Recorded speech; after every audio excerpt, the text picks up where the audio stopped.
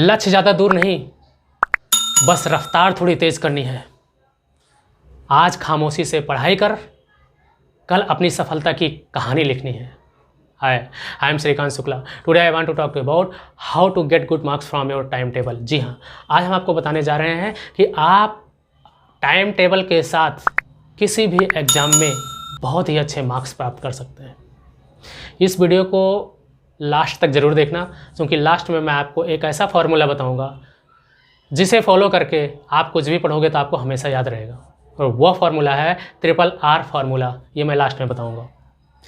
तो अगर आप अच्छे मार्क्स पाना चाह रहे हैं, उसकी कल्पना कर रहे हैं मुझे अच्छे से अच्छे मार्क्स मिले, तो मैं एक ही चीज़ आपसे पूछूंगा कि अपने मन में एक क्वेश्चन कीजिए कि मुझे अच्छे मार्क्स क्यों चाहिए, अच्छे मार्क्स का रीज़न क्या है।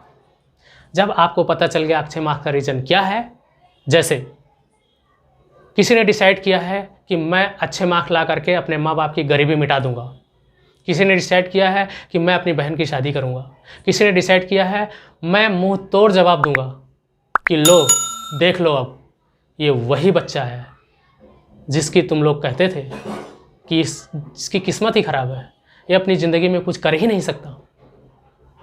अगर आपके मन में ऐसे क्वेश्चन है, ऐसे रीज़न है, ऐसे डिसाइड कर रखा है, तो 100% आप अच्छे मार्क्स ज़रूर प्राप्त कर सकते। इसके बाद नेक्स्ट स्टेप होना चाहिए कि टाइम टेबल सेट करो।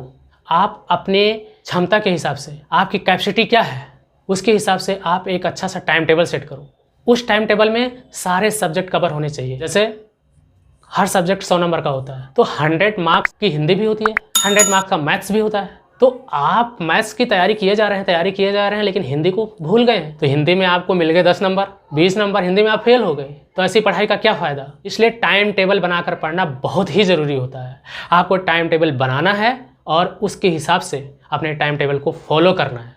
अगर आप अपने टाइम टेबल को फॉलो करते हैं तो जब तक आपका टारगेट कंप्लीट ना हो जाए तब तक उस टाइम टेबल को छोड़िए मत। एक चीज़ और यहाँ बताना चाहूँगा कि आप अपने टाइम टेबल में पढ़ाई के साथ साथ खेल कूद का भी पीरियड रखिए, क्योंकि जब भी कभी आपका मन बोर हो जाता है, पढ़ाई करते करते आप थक जाते हो, उस समय आप कुछ भी पढ़ते हो तो आपके माइंड से बाउंस हो जाता है।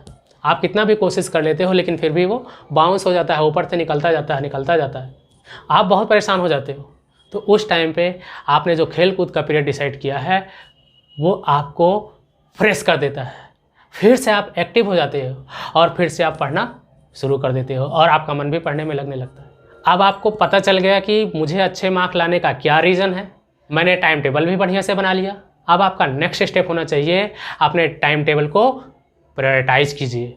मतलब प्रायोरिटाइज मतलब क्या है, एक एग्जांपल से समझाता हूँ। जैसे आप मैथ्स में बहुत अच्छे हैं, या हिंदी में बहुत वीक हैं, या इंग्लिश में बहुत अच्छे हैं, या साइंस में बहुत वीक हैं, ये केवल आपको ही पता है कि आपको किस सब्जेक्ट पे कितना ज़्यादा टाइम देना है।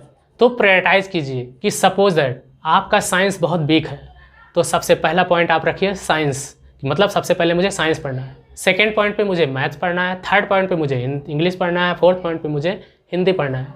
जिस सब्जेक्ट में आप मास्टर माइंड हो उसको भी पढ़ना है, लेकिन थोड़ा कम टाइम दीजिए उस पर। तो इस तरह से अगर आप पढ़ाई करते हैं तो 100% आपके अच्छे मार्क्स आएंगे और हमेशा आप अच्छे मार्क्स प्राप्त करते रहेंगे। जैसे आपने डिसाइड कर लिया था कि अपने टाइम टेबल को प्रायोरिटाइज कर लिया, अब प्रायोरिटाइज करने के बाद आपका क्या काम होना चाहिए, अपने टाइम टेबल पर आपको एक्शन लेना है।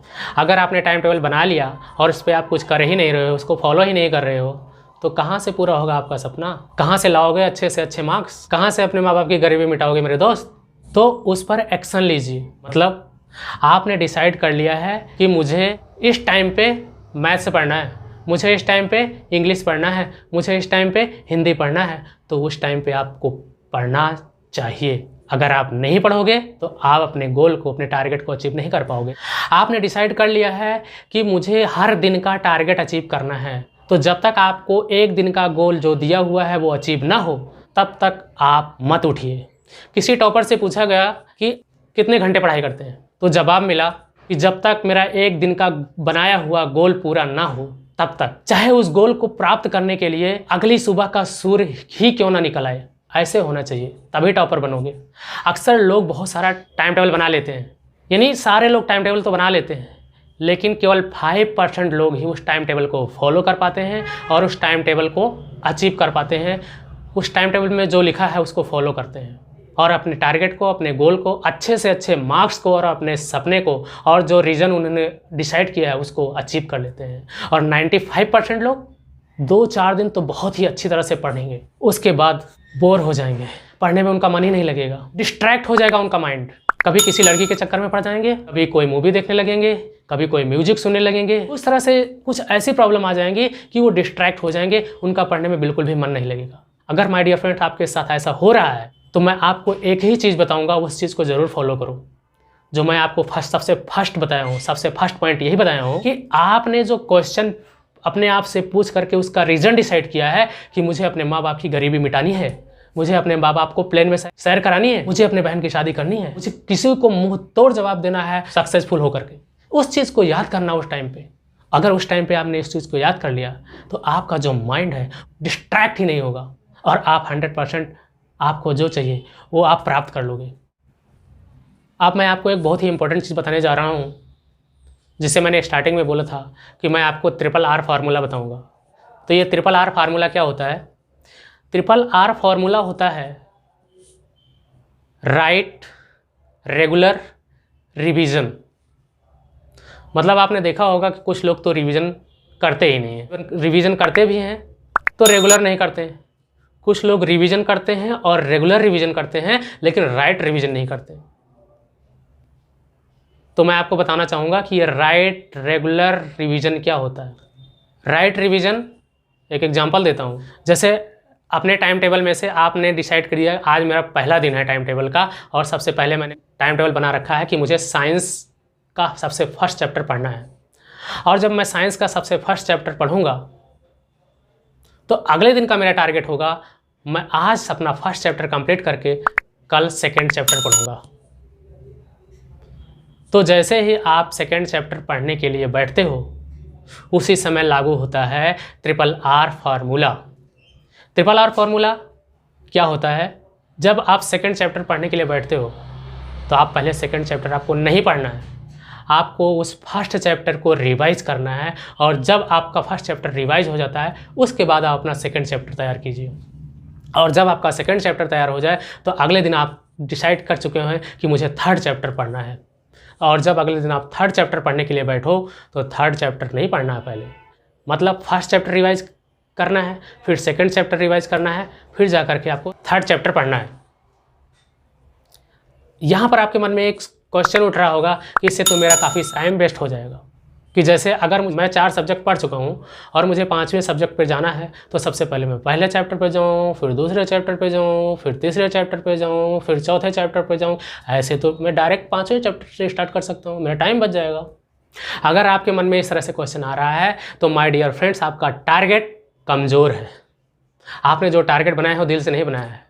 आपके अंदर से जो आवाज़ आई है कि मुझे अपने माँ बाप की गरीबी को दूर करना है, माय डियर फ्रेंड, वो आपके अंदर की आवाज़ नहीं है, आपने यूँ ही बना लिया। जानते हैं क्यों? एग्जाम्पल देता हूँ, अभी आपको पता चल जाएगा कि उसमें आपको ज़्यादा टाइम लगेगा या उस RRR फार्मूले से आपका टाइम सेव होगा। जैसे आपको एक साइकिल दे दिया जाए, स्टार्टिंग में बोला जाए इसको पकड़ो, तो आप उस साइकिल को पकड़ने से ही डरोगे, डर रहेगा कि कहीं वो साइकिल मेरे ऊपर ही ना गिर जाए। लेकिन पहले दिन जब आप साइकिल को पकड़ लेते हो, फिर अगले दिन आपको बोला जाए साइकिल पकड़ने के लिए तो आराम से जा करके साइकिल को पकड़ लेते हो और थोड़ा थोड़ा चलाने भी लगते हो, और अगले दिन थोड़ी स्पीड भी बढ़ा देते हो, और अगले दिन पैडल भी मारने लगते हो, और उसके बाद उस साइकिल पर बैठ के चलने भी लगते हो। फिर आपसे कोई कहे भैया ये लो साइकिल चलाओ, तो उस साइकिल को चलाने में आपको कितना टाइम लगेगा? उस साइकिल को चलाने में आपको ज़्यादा टाइम नहीं लगेगा, मुश्किल से 1 मिनट लगेगा, आप साइकिल पे बैठ जाओगे और चलाना शुरू कर दोगे। सेम दैट ऐसे है हमारा RRR फार्मूला। कैसे? जैसे आप पहला चैप्टर पढ़ते हो तो उस टाइम पे आपको बहुत ज़्यादा मेहनत करनी पड़ती है। दूसरा चैप्टर पढ़ते हो तो उस टाइम पे आपको बहुत ज़्यादा मेहनत करनी पड़ती है। लेकिन जब आप पहले चैप्टर को रिवाइज करते हो, सेकेंड टाइम पढ़ते हो तो टाइम कम लगता है। उसके बाद थर्ड टाइम पढ़ते हो तो और टाइम कम लगता है, 4 टाइम पढ़ते हो तो और टाइम कम लगता है, 5th टाइम पढ़ते हो तो और टाइम कम लगता है। इस तरह से बार बार आप जब आप फर्स्ट चैप्टर को पढ़ते हो तो एक स्थिति ऐसी आ जाती है कि आप अपनी आँख से देख लेते हो तो चैप्टर याद हो जाता है। उस चैप्टर में क्या क्या लिखा है आप अपनी आंखों से रिवीजन कर लेते हो मेरे दोस्त। तो ये है RRR फार्मूला। कोई भी एग्जाम हो, अगर आपके पास RRR फार्मूला है तो आप 100% उस एग्जाम को क्रैक कर सकते हो। तो लास्ट में एक चीज़ और आपको बताऊंगा, मैंने बोला था RPSD फार्मूला क्या होता है। RPSD का मतलब होता है रेगुलर प्रैक्टिस सॉलिड डिसिप्लिन। अगर आपके पास रेगुलर प्रैक्टिस और सॉलिड डिसिप्लिन है तो दुनिया का कोई भी एग्ज़ाम हो, चाहे SSC का एग्ज़ाम हो, चाहे UPSC का एग्ज़ाम हो, चाहे TGT का एग्ज़ाम हो, चाहे PGT का एग्ज़ाम हो, कोई भी एग्ज़ाम हो, हर एग्ज़ाम को आप क्रैक कर लोगे अगर आपके पास रेगुलर प्रैक्टिस और सॉलिड डिसिप्लिन है तो। my dear friends, if you want to learn more and more like this, click subscribe and bell icon and do like this. Thanks for watching.